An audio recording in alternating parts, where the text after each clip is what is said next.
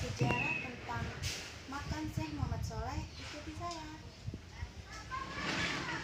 Guys, kita udah di depan pintu masuk untuk naik ke gunung. Mari kita naik.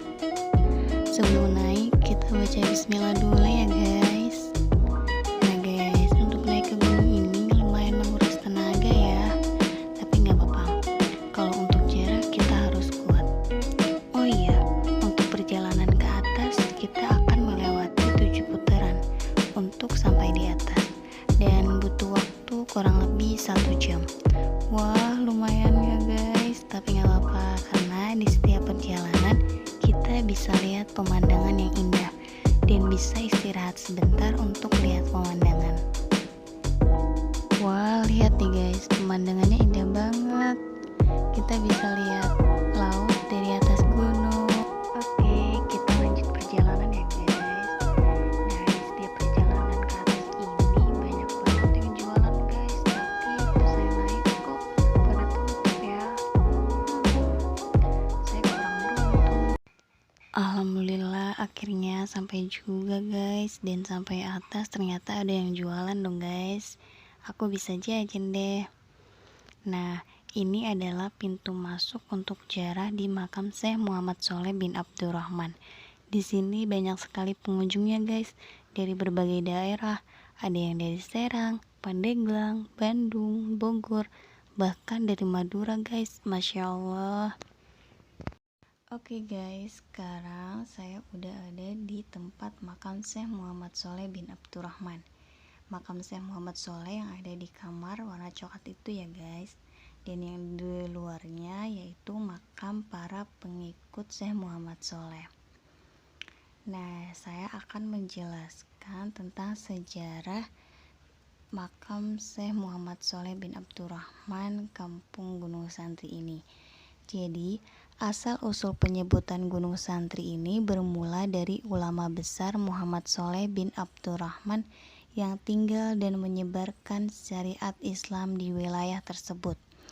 Sholeh merupakan santri dari Sultan Syarif Hidayatullah yang pada masa itu menjadi penguasa Cirebon. Syarif Hidayat atau dikenal Sunan Gunung Jati ini merupakan ayah dari Sultan Maulana Hasanuddin Banten. Setelah menimba ilmu, Muhammad Sholeh diperintahkan berdakwah sekaligus mencari putranya Hasanuddin ke Banten. Kala itu Banten masih dikuasai oleh kerajaan Hindu di bawah kekuasaan kerajaan yang dipimpin Prabu Pucuk Umun. Kemudian Muhammad Sholeh dan Sultan Maulana Hasanuddin bertemu di puncak Gunung Lempuyang, bukit yang lokasinya tidak jauh dari Gunung Santri.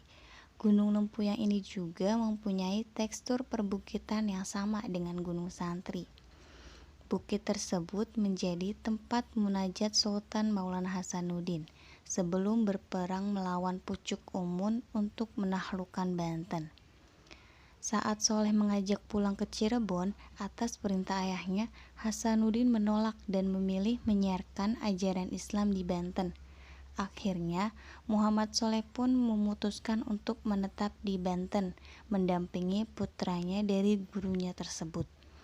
Lalu, di bukit tempat tinggalnya itulah Muhammad Sholeh bermukim dan membuka tempat belajar mengaji para sesepuh Banten. Sejak itu, tempat tersebut menjadi pusat belajar para santri dan kini disebut Gunung Santri. Kini, tempat tersebut menjadi lokasi destinasi wisata religi yang ramai dikunjungi oleh umat muslim yang ada di Banten maupun di luar daerah untuk ziarah ke makam Syekh Muhammad Sholeh bin Abdurrahman. Oke guys, mungkin itu sejarah tentang makam Syekh Muhammad Sholeh bin Abdurrahman yang ada di Gunung Santri. Semoga bermanfaat dan dapat dipahami. Terima kasih.